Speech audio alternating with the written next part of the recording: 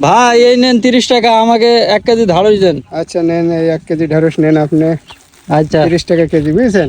এই যে 30 টাকা দিলাম, 1 কেজি নিয়ে নিলাম। আচ্ছা ঠিক আছে। তো ভাই এই ঢাড়স কি আজকে আপনি বাজারে দিবেন নাকি? হ্যাঁ আজকে বাজারে দেবো, নিজের খাওয়ার জন্য রাখবো, আর যা থাকে ওইগুলো বাজারে বিক্রি করবো।